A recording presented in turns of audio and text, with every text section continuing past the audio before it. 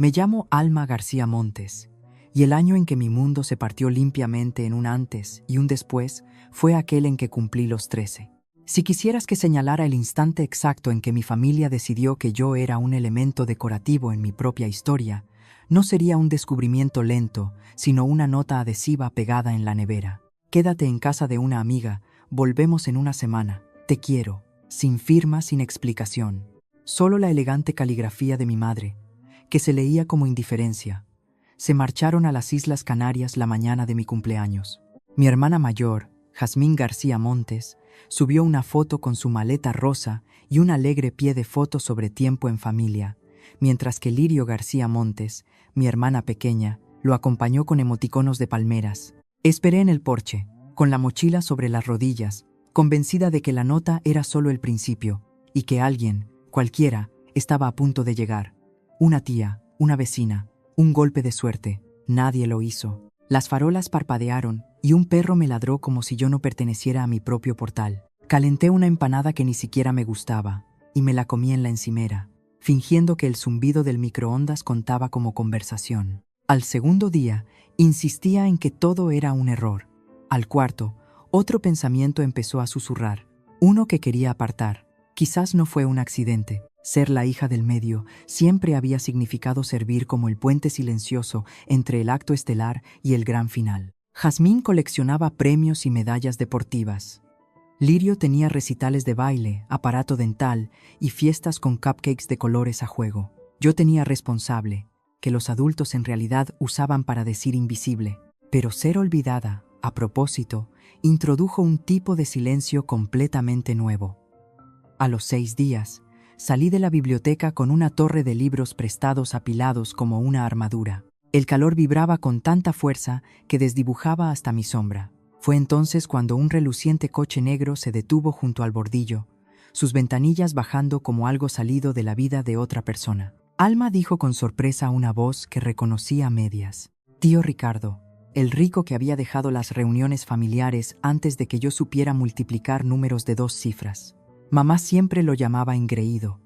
Lo que ahora entiendo que era su código para él mantiene sus límites. Sus ojos recorrieron mi mochila, mi pelo pegado por el sudor y la sonrisa forzada que usaba como escudo. ¿Por qué estás aquí sola? ¿Dónde están tus padres? En Canarias, dije. La palabra sonaba absurda, como decirle que se habían ido a otro planeta. Y tú estás aquí, ya veo, dijo en voz baja. Lo que siguió sonó como un comentario que no debía escuchar. Y luego vinieron las palabras. Sube, no vas a caminar a ningún sitio esta noche. Todas las lecciones de seguridad que había oído sobre extraños resonaron en mi cabeza. Pero mi estómago vacío, después de 3 noches de fideos instantáneos y una de cereales secos, ofreció su propia lógica más ruidosa. El hambre también cuenta como peligro. El coche olía a cuero y a algo intenso y nuevo. No a cítricos ni a perfume, solo el olor del dinero que no se ha vuelto rancio. Me llevó a una cafetería con reservados de skate rojo agrietado y tartas atrapadas bajo campanas de cristal. Cuando llegaron la hamburguesa y el batido, me quedé mirándolos como si pudieran desaparecer si parpadeaba demasiado. No me presionó para hablar. Me dejó comer primero. Luego preguntó por el instituto, por mis amigos, por lo que me importaba. Historia, dije, aunque principalmente las partes que todo el mundo recuerda mal. Esa respuesta le hizo sonreír ligeramente, como si acabara de descubrir un pequeño secreto sobre mí. Cuando llegamos a mi calle, no se molestó en aparcar. Simplemente dejó el coche al ralentí y me dijo que hiciera una maleta. Parpadeé. ¿Qué? No te vas a quedar sola en un sofá en una casa a oscuras, mientras tus padres compran crema solar. Haz la maleta, Alma. Algunos momentos abren el mundo como si tuviera bisagras ocultas. La puerta giró y su casa parecía otro planeta. La cama de invitados parecía demasiado blanda para tocarla. Me senté con cuidado en el borde, temiendo incluso arrugar la manta. Se apoyó en el marco de la puerta y enarcó una ceja. ¿Piensas dormir sentada para siempre? Susurré que no quería arrugar sus sábanas. Se pueden lavar, dijo con una media sonrisa, que transmitía calidez en lugar de burla. Las cosas existen para ser usadas, no temidas. La mañana llegó con zumo de naranja servido en un vaso de verdad. En casa, Nuestros vasos eran souvenirs de plástico, descoloridos por el sol que aún olían débilmente a plástico. Sostuve su vaso como si pudiera romperse solo con mirarlo mal. Es solo zumo, no un contrato legal, bromeó. Bebe. Cuando la tutora preguntó quién asistiría a mi reunión esa semana, él no dudó antes de responder. Iré yo. El peso tranquilo de esas dos palabras aflojó algo dentro de mí que había estado apretado durante meses. No sabía qué hacer con la generosidad. Cuando me compró unos vaqueros y un jersey, escondí las etiquetas, convencida de que querría devolverlos. Cuando me dio dinero para el almuerzo, lo ahorré y comí galletas saladas, porque gastar se sentía como una transgresión. Pasaron 12 días antes de que me encontrara en la cocina a medianoche, agachada sobre una caja de cereales. ¿Por qué?, dijo desde la puerta. ¿Estás ensayando para ser un mapache? Le dije que no quería abusar. Abrió la nevera, sirvió pasta en un bol, la calentó y me la acercó. Si está en esta casa, pertenece a todos los que viven aquí, dijo. Eso te incluye a ti. Asentí, tragando saliva contra el escozor en mi garganta, decidida a no dejar que las lágrimas cayeran en la pasta. Llorar parecía extravagante, y no quería sentirme en deuda. Seguía esperando que la puerta principal temblara con la llegada de mis padres, que exigieran que volviera como algo prestado durante demasiado tiempo. Pero los días seguían pasando, luego las semanas, sin llamadas, sin visitas. Jazmín llenaba su perfil con fotos de la playa con pies de foto sobre la hermandad eterna, y Lirio posaba con conchas pegadas a la mejilla. Mi nombre nunca apareció debajo de nada de eso. El tío Ricardo vino conmigo a la reunión escolar donde la orientadora, sentada en una silla de metal, usó frases como callada, potencial y poco implicada. Él no discutió, solo tomó notas, y después compró un escritorio para que tuviera un lugar donde estudiar que no fuera el suelo. Concertó una cita con el oftalmólogo que yo no sabía que necesitaba, y después de eso vino el dentista, el médico, un corte de pelo, cuidados rutinarios que no me había dado cuenta de que eran rutinarios.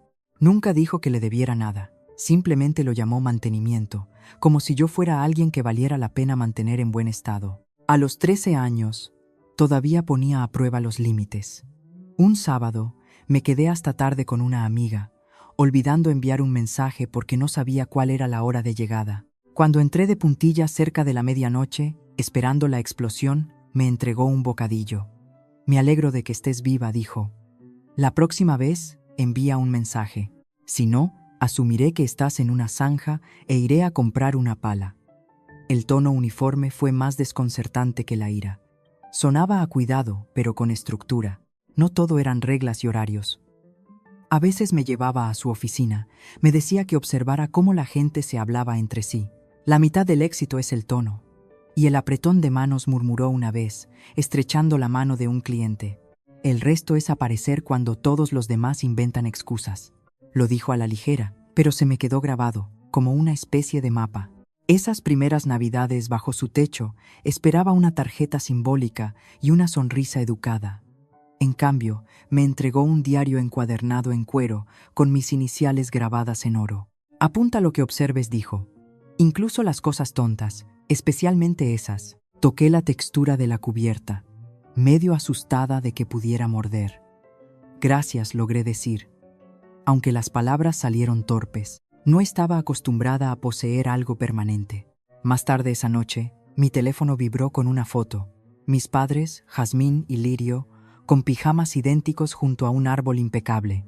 El pie de foto decía, Tradiciones de los García. Sin etiqueta, sin mensaje, ni siquiera un te echamos de menos. Me quedé mirando hasta que la imagen se desdibujó en color y luz. Bajé la vista hacia el diario que descansaba en mi regazo y lo abrí por la primera página en blanco. Escribí, las cosas aquí están para ser usadas, no te midas. Luego, si algo está dentro de esta casa, pertenece a todos los que viven en ella. Finalmente, añadí, yo estoy en esta casa. Las palabras parecían demasiado asertivas, como si hubiera tomado prestado el coraje de otra persona. Aún así, cuando cerré la cubierta y volví a trazar mis iniciales, algo débil se agitó dentro de mí, desconocido, pero cálido. No era seguridad, todavía no, pero quizás el borrador de ella dibujado a lápiz. No sabía entonces que ese reservado de la cafetería y este pequeño libro se convertirían en las bisagras que lo cambiarían todo. Años más tarde, en un lugar que olía a cuero y a leyes, esas páginas serían mi columna vertebral cuando otros lucharan por mantener el equilibrio. Por ahora, solo tenía 13 años, acurrucada en sábanas que susurraban limpieza en lugar de cansancio, empezando a aprender una verdad imposible. No era desechable, no me habían olvidado, solo me habían perdido. Y alguien finalmente había encontrado mi sitio y me había colocado donde pertenecía. Para cuando cumplí los 14, el tío Ricardo había llegado a 2 conclusiones sobre mí. Primero, mi postura era atroz. Segundo, debajo de esa espalda encorvada tenía potencial. Me daba un golpecito en el hombro cada vez que me encogía. Ponte recta, Alma. No eres un signo de puntuación. La gente te cree más cuando pareces creer en ti misma. Al principio, sonaba como una frase de un póster, pero con el tiempo, empecé a sorprenderme a mí misma, a medio encorvar, enderezándome, fingiendo confianza, hasta que empezó a sentirse real. Los profesores lo notaron. Empecé a hablar en clase, a levantar la mano. Incluso me uní al club de debate después de que me sobornara con pizza. En mi primera competición, mi voz tembló como unos altavoces malos. Pero aún así gané, argumentando que los gatos eran mejores mascotas. Cuando el juez lo anunció, vi al tío Ricardo al fondo, sonriendo con esa sonrisa silenciosa que decía: «¿Ves? Te lo dije. En casa, no era solo un cuidador. Era una colección de lecciones disfrazadas de vida cotidiana». Nunca predicó sobre la ambición o la gratitud. Las vivía. Cuando le pedí un móvil nuevo, dijo: «Suena genial. ¿Cuánto has ahorrado?» Parpadeé. «Nada. Entonces lo apreciarás el doble cuando te lo hayas ganado». Así que conseguí mi primer trabajo embolsando en un supermercado. Mi primer sueldo fue de 73 euros y 16 céntimos y lo agité como un trofeo. Él no lo aceptó. Me llevó al banco. Regla de 2 partes, dijo. Ahorra la mitad, gasta la mitad. Así podrás disfrutar del hoy sin robarle al mañana. En ese momento puse los ojos en blanco, pero más tarde me daría cuenta de que esa única frase era la columna vertebral de todo lo que construí. Las vacaciones solían ser algo que temía. Las cenas de Navidad parecían producciones teatrales para las que nunca había hecho una audición. En casa del tío Ricardo, la Navidad tenía un ritmo más tranquilo, pero estaba llena de una manera más auténtica. Sus regalos no eran extravagantes, solo elegidos con cuidado. Una copia de segunda mano de Matar a un ruiseñor, una pluma estilográfica que se sentía sólida en mi mano, una bufanda que, según él, hacía juego con mi cara de debate. Mientras tanto, mi teléfono vibraba con fotos de Canarias. Mis padres, Jazmín y Lirio, posando junto a palmeras y mesas que parecían preparadas para revistas de lujo. Nadie escribió nunca: «Ojalá estuvieras aquí». El dolor todavía escocía, pero ya no me vaciaba como antes. En cambio, me recordaba que estaba aprendiendo cómo podía ser la familia cuando no era todo fachada. Una Navidad, me pasó una caja pequeña. Dentro había un llavero de plata grabado: García y Carlton. «Un trabajo en progreso», dijo. Lo miré confundida. «¿Un trabajo en progreso?», sonrió. «Porque eso es lo que somos ambos. Tú estás aprendiendo a construir. Yo estoy aprendiendo a no hacerlo solo». Las palabras me fallaron, así que simplemente lo abracé. Fue torpe, como 2 personas intentando recordar un idioma antiguo, pero él no me soltó primero. Esa noche, en mi diario, escribí: «No necesitas compartir sangre para compartir un hogar». A los 16, empezó a llevarme a su oficina durante los veranos. Estaba aterrorizada, rodeada de trajes planchados, escritorios relucientes y gente que se movía como si la gravedad funcionara de manera diferente para ellos. Durante las presentaciones, se inclinó y susurró: «Relájate, se ponen los pantalones de uno en uno. Algunos incluso se caen al hacerlo». Me reí y el miedo se disolvió. Esa se convirtió en nuestra broma recurrente cada vez que me sentía pequeña. «Una pierna a la vez, niña». Me enseñó cosas que ninguna clase tocó jamás. Cómo escuchar antes de responder. Cómo ver lo que la gente quería decir en lugar de lo que decía. Cómo apretar una mano como si lo sintieras. «La mitad del mundo va de farol», me dijo una vez. «La otra mitad se disculpa por existir. Aprende a no hacer ninguna de las 2 cosas». Esa fue la primera vez que creí que tal vez podría construir algo más que solo supervivencia. A los 17, el contraste entre de dónde venía y dónde estaba ahora se sentía lo suficientemente agudo como para sangrar. Jazmín llenó su perfil con publicaciones de aceptación universitaria, etiquetando a todos menos a mí. Lirio posó junto a su coche nuevo, con el pie de foto. Gracias, mamá y papá. Su sonrisa tan brillante como la pintura. Me quedé mirando esa foto mientras el tío Ricardo preparaba té y murmuraba. Ni siquiera preguntan por ti, ni un solo mensaje, ni siquiera un feliz cumpleaños. No levantó la vista de su taza. ¿Cuánto tiempo piensas esperar a que se acuerden de ti? La pregunta atravesó el silencio como un trueno en una habitación cerrada. No respondí, y él no esperaba que lo hiciera. Esa noche, dejé de esperar a que los García se dieran la vuelta. En cambio, comencé el largo trabajo de recordarme a mí misma. En el último año de instituto, el tío Ricardo me entregó una pequeña caja antes de la fiesta de graduación. Dentro había una delgada pulsera de plata con una pequeña A grabada. No persigas la aprobación, Alma dijo. Persigue la paz. La aprobación es prestada. La paz es algo que conservas. Aún no lo sabía, pero esa frase era una señal para todo lo que vendría después. El desamor, la traición, el enfrentamiento que me diría todas sus lecciones. Pero en ese momento, solo sonreí. Me abroché la pulsera y le dije que sonaba como una galleta de la fortuna. Él se rió. Entonces, asegúrate de abrirla antes de que se ponga rancia. Esa noche, bajo guirnaldas de luces y un DJ que amaba el volumen más que el ritmo, me reí sin comprobar si alguien se daba cuenta. Sin correa invisible tirando de mí, sin nota pegada a una nevera que dijera volvemos en una semana. Solo yo, Alma García, inacabada pero real, aprendiendo finalmente lo que se sentía al ser vista. La universidad nunca había sido parte del guión que mis padres escribieron para mí. Jazmín era la prodigio con becas, Lirio, la niña de oro con trofeos y tiaras, y yo, la que se esperaba que fuera realista. Abreviatura familiar para no tengas demasiadas esperanzas. Si no fuera por el tío Ricardo, podría haberme quedado dentro de esa limitación. Él no se limitó a entregarme el dinero de la matrícula, me hizo luchar por cada parte. Nos sentamos durante horas en la mesa de la cocina, rodeados de hojas de cálculo, guías de préstamos y formularios de ayuda financiera, hasta que los números se volvían borrosos. Primero las becas, insistió, luego las ayudas. Mi ayuda llena los huecos, no la base. Así que me puse a buscar. Había una beca para estudiantes zurdos. Pasé 2 semanas aprendiendo a escribir con la mano izquierda. Otra para descendientes de apicultores. Compuse un ensayo sobre el sagrado equilibrio entre las abejas y los humanos, aunque mi único encuentro había consistido en salir corriendo de una en tercero de primaria. Poco a poco, tejí un futuro.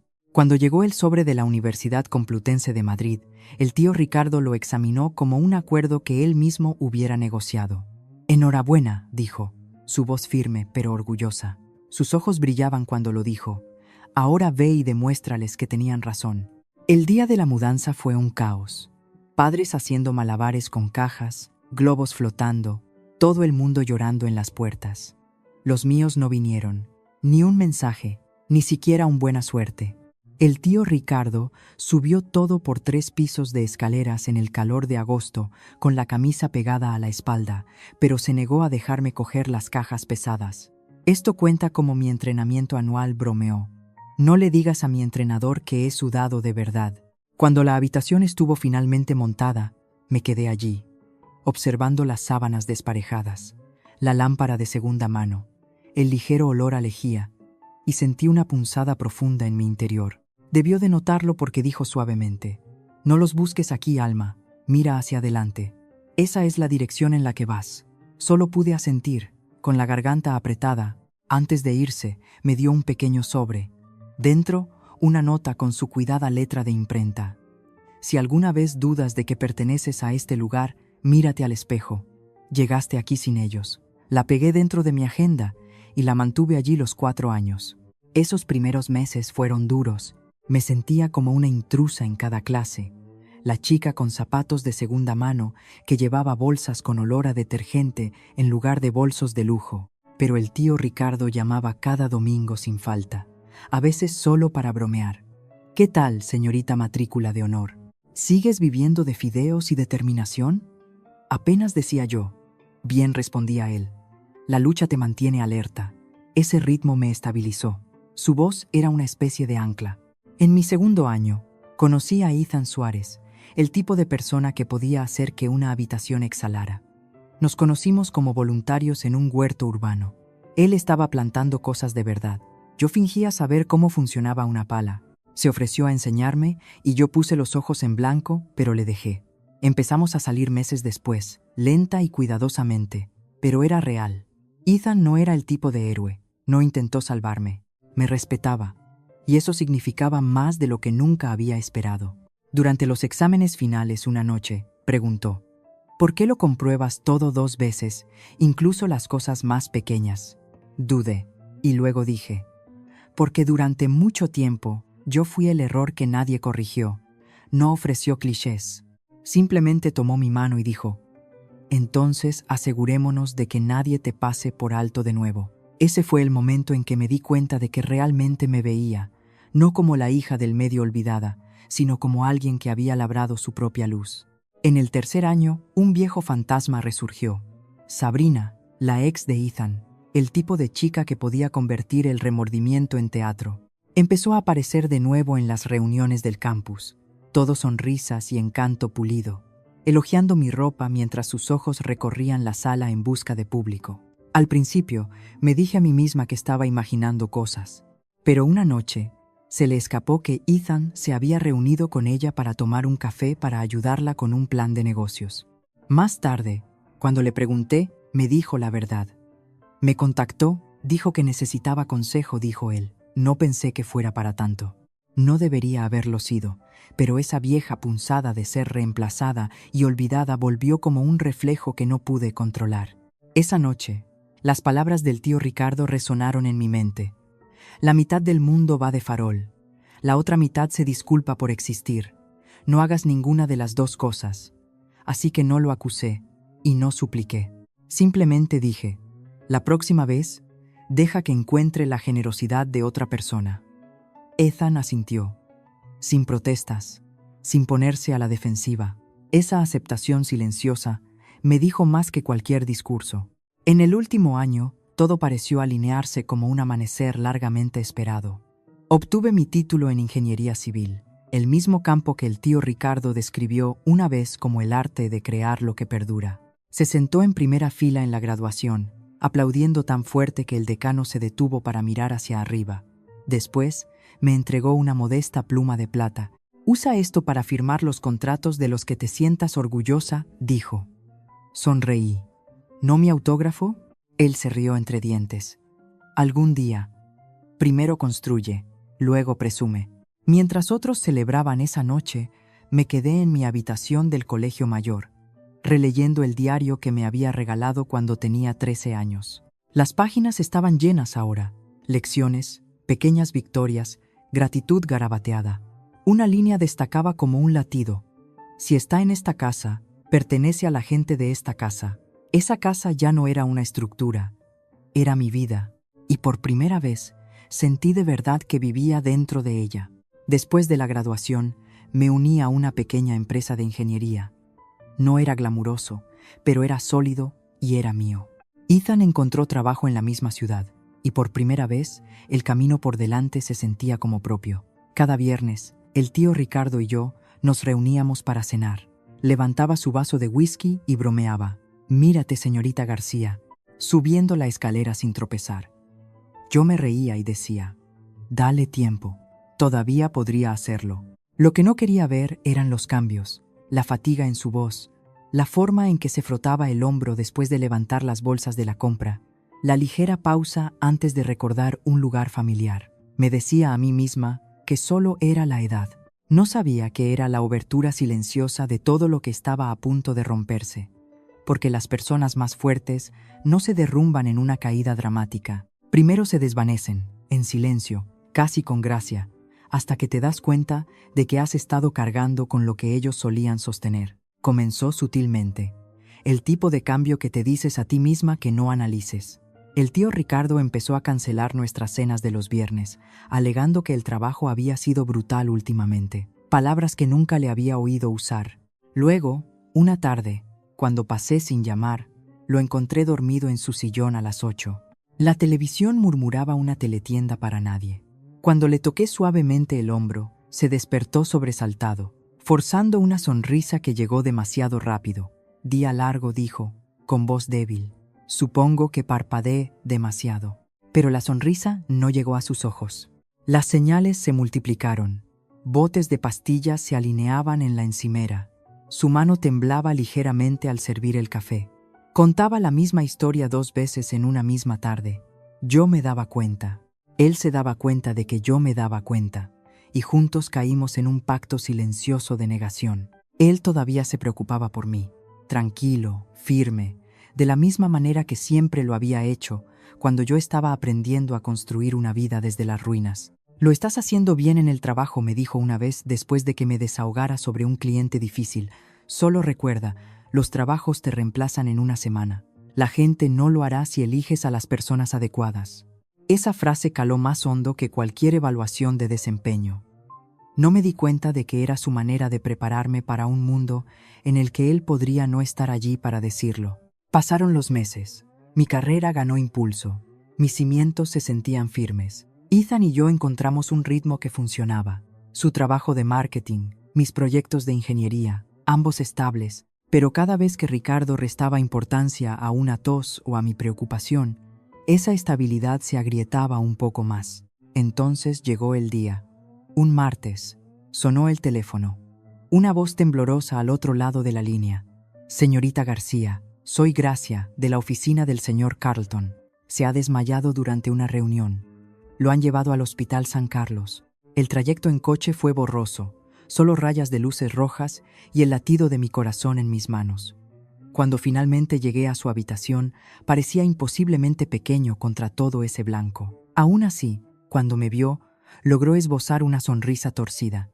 No pongas esa cara tan seria, graznó. Les dije que quería una noche gratis. 5 estrellas si ignoras la comida. Intenté reír, pero me ardía la garganta. Me asustaste, susurré. Se encogió de hombros débilmente. Hay una primera vez para todo. Luego, aún más bajo. Siéntate, niña. Esperó hasta que la habitación se instaló en la quietud, solo el pulso silencioso de las máquinas y el suave arrastrar de pies en algún lugar más allá de la puerta. ¿Sabes?, dijo, su voz más ronca de lo que nunca la había oído. Siempre pensé que tu padre sería quien te enseñara estas cosas, a mantenerte erguida, a administrar el dinero, a discutir sin levantar la voz, pero me alegro de que haya sido yo. No hables así, susurré, así como si fueras a... No pude terminar. Volvió a sonreír a medias, esa sonrisa que transmitía más consuelo que cualquier palabra. Con honestidad, dijo, tomando mi mano, un gesto poco común en él. Has superado todas y cada una de las expectativas que cualquiera haya tenido de ti, Alma. Solo recuerda una cosa. ¿Qué es? No eres la pieza de más. Nunca lo fuiste. Mi visión se nubló y parpadeé rápidamente, sin querer que las lágrimas ganaran. Él notó el esfuerzo y sonrió levemente. Si mojas estas sábanas, pagas la cuenta de la tintorería. Me reí y el sonido se quebró a la mitad. Pero por un instante, sentí que el mundo había vuelto a la normalidad. Se quedó en el hospital unas cuantas noches. Luego volvió a casa, más lento ahora, más silencioso, todavía fingiendo que nada había cambiado. Nunca volvimos a hablar del susto, pero ambos sabíamos que algo invisible se había desplazado entre nosotros. Esa última Navidad me dio una caja envuelta en papel dorado.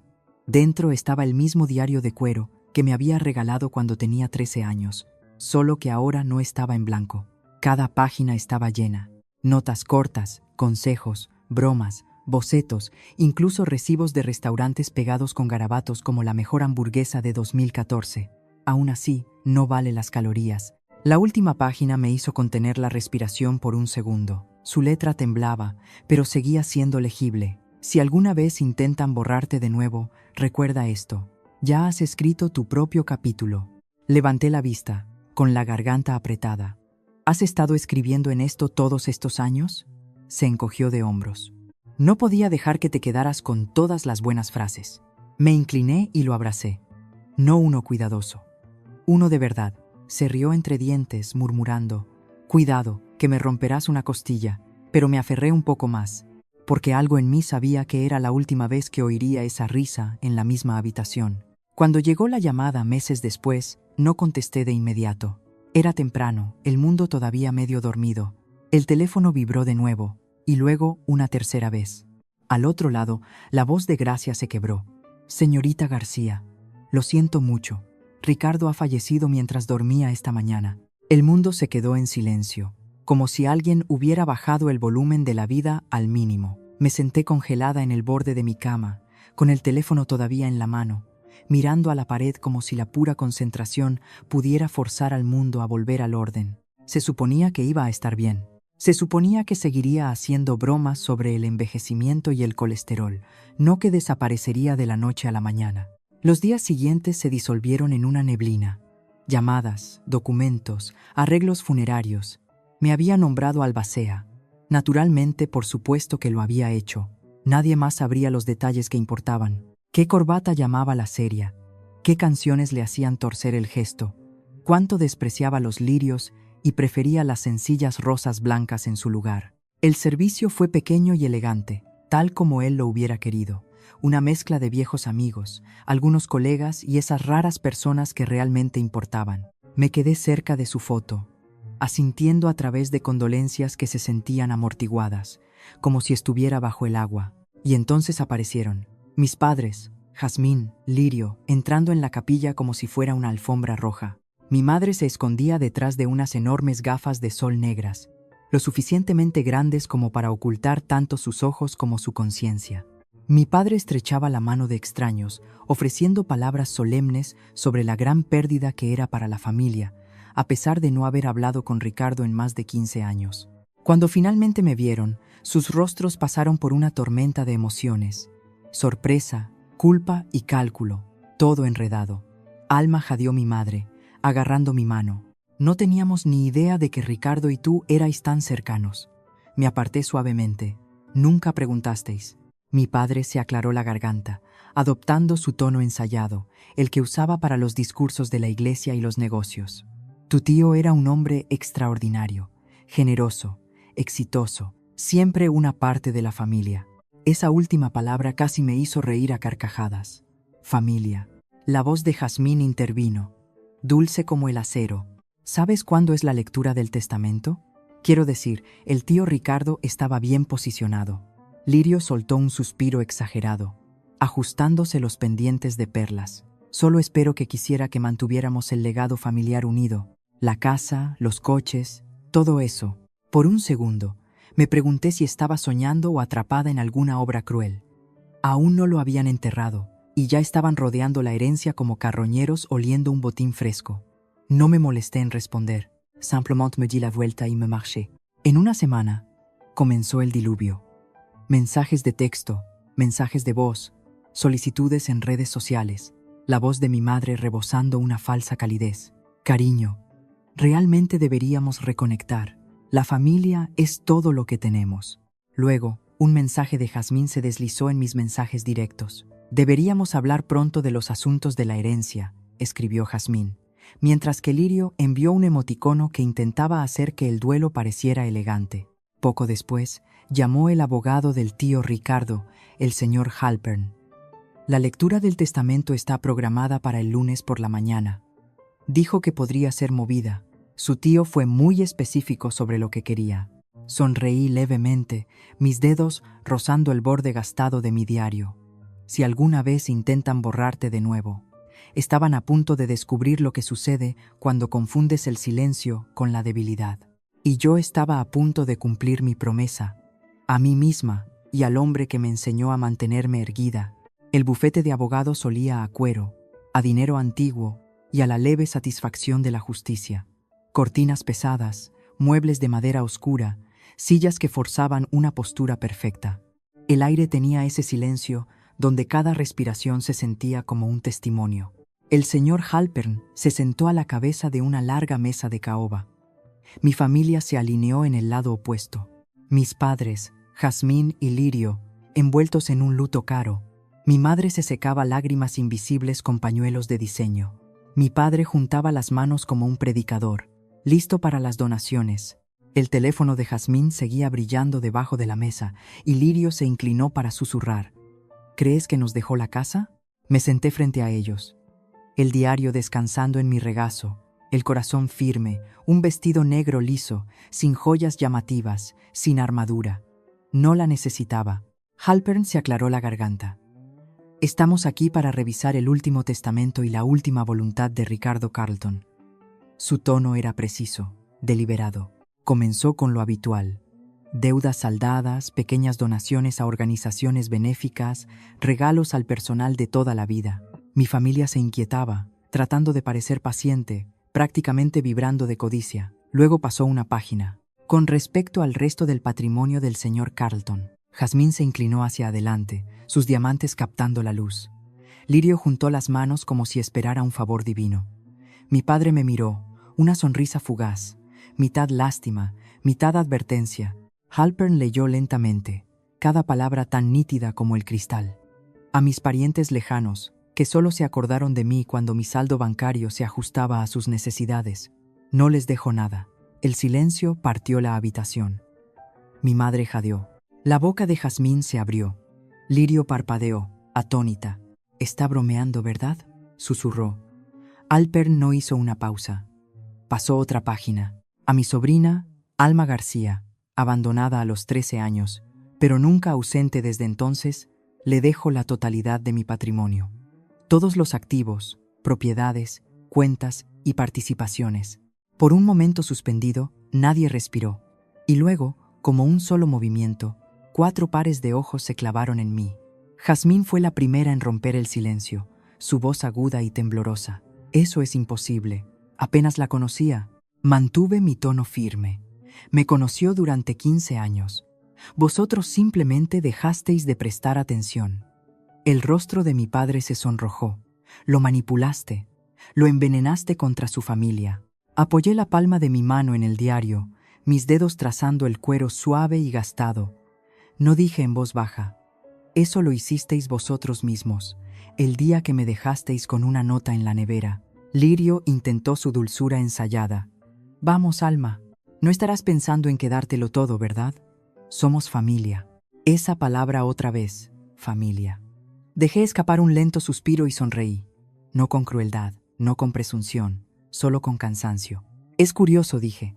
15 años de silencio no suenan mucho a familia, pero claro, ahora que hay dinero sobre la mesa, de repente volvemos a ser parientes. El señor Halpern cerró la carpeta con un suave y definitivo chasquido. «El testamento es hermético. El señor Carleton fue muy específico. Cualquier impugnación será desestimada de inmediato». Mi madre abrió la boca, pero luego lo pensó mejor. La incredulidad en sus rostros se agrió en ira. La misma mirada que habían tenido años atrás cuando se dieron cuenta de que ya no necesitaba su permiso para existir. Me alicé la parte delantera de mi vestido y me puse de pie. «Si me disculpan, tengo cosas que hacer. Señor Halpern, gracias por su tiempo». Jazmín siseó. «Esto no ha terminado». La miré a los ojos con firmeza. «Terminó cuando dejaste de llamarme tu hermana». Luego me di la vuelta y salí. Afuera, el aire se sentía nuevo, más nítido, más limpio, como si el mundo hubiera estado conteniendo la respiración y finalmente hubiera exhalado por mí. La luz del sol rebotaba en la fachada de cristal del edificio, cegándome momentáneamente. Y en ese destello me vi a mí misma. No a la asustada niña de 13 años con una mochila esperando a alguien que nunca llegó, sino a una mujer de pie en su propio terreno, exactamente donde ella eligió estar. Saqué mi teléfono, abrí mis mensajes y encontré el contacto que todavía deseaba que existiera. «Ojalá estuvieras aquí para ver sus caras, viejo», escribí. Luego, después de una pausa, «Tenías razón. Escribí mi propio capítulo. Le di a enviar a ninguna parte, a todas partes». Más tarde esa semana, estaba de pie en el balcón de la casa de Ricardo. Mi casa ahora, viendo las luces de la ciudad brillar como el latido del corazón de todo lo que él había construido y dejado atrás. Sostenía el diario, pasando a su última página una vez más. La tinta se había desvanecido un poco, pero las palabras aún ardían brillantes. Si alguna vez intentan borrarte de nuevo, recuerda esto. Ya has escrito tu propio capítulo. Sonreí. Lo hice, susurré. Y seguiré escribiendo. En ese momento, no estaba pensando en dinero, ni en escrituras, ni en activos. Estaba pensando en esa niña de 13 años en un porche, aferrada a una mochila y una nota de nevera, preguntándose qué había hecho mal. Si pudiera volver a ella ahora, le diría esto. Un día, tendrás un hogar que no te trate como a una visita, una vida que nunca se disculpe por ocupar espacio y un nombre que nadie pase por alto. Ethan salió al balcón, rodeándome los hombros con un brazo. ¿Estás bien?, asentí, apoyándome en él. Sí, solo siento que se ha cerrado el círculo. Miró la ciudad extendida bajo nosotros. Estaría orgulloso, ¿sabes? Incliné mi rostro hacia el cielo, un azul suave sobre el horizonte. Creo que ya lo está. Debajo de nosotros, las luces de la ciudad brillaban como páginas que se pasan, y por primera vez, la historia me pertenecía entera e irrevocablemente.